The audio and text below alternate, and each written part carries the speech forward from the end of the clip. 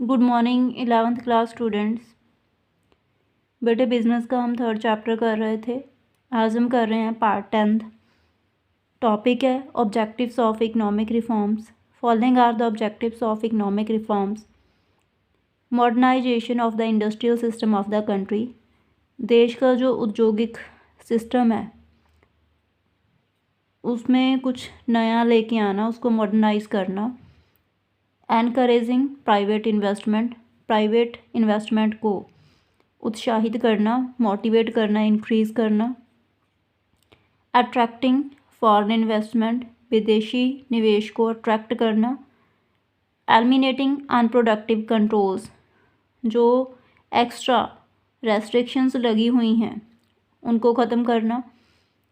Connecting Indian economy with the world economy,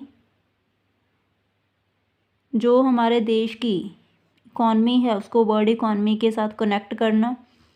controlling physical deficit,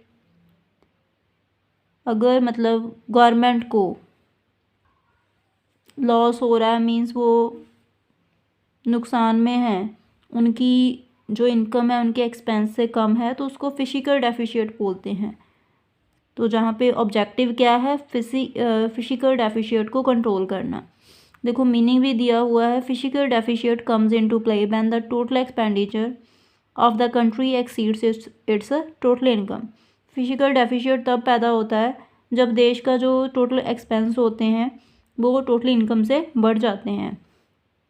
increasing foreign exchange reserve, foreign exchange reserve को increase करना। Controlling unprofitable industrial units in the public sector, public sector में उन industrial units को control करना जहाँ से profit नहीं हो पा रहा या नहीं हो रहा। Major steps of economic reforms. For the attainment of the above mentioned objectives, the government of India has taken the following major steps. First है new industrial policy, second new trade policy, third fiscal reforms, monetary reforms, capital market reform, dismantling price controls. We shall now study these aspects of economic reforms in brief. New industrial policy. Under the industrial policy, keeping in view the priorities of the country, industrial policy में जो देश के priorities हैं उनको ध्यान में रखते हुए and its economic development and इसके आर्थिक विकास को ध्यान में रखते हुए the roles of the public and private sector are clearly decided. जो रोल होता है प्राइवेट सेक्टर का एंड पब्लिक सेक्टर का उसको पहले से डिसाइड किया जाता है।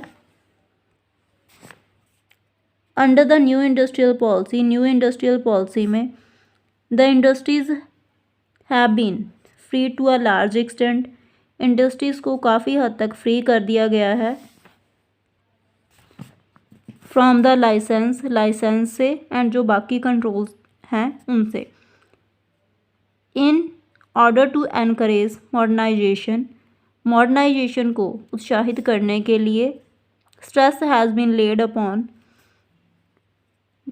The use of latest technology, मतलब ज़्यादा स्ट्रेस दिया जा रहा है कि न्यू टेक्नोलॉजी को यूज़ किया जाए।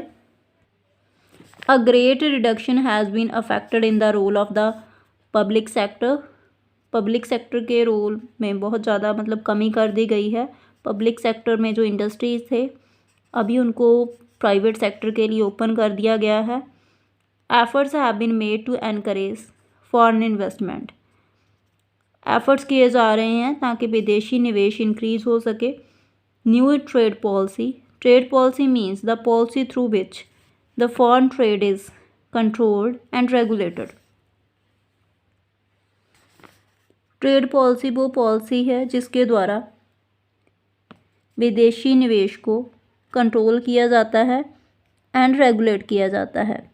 As a result of liberalisation, trade policy has undergone tremendous changes.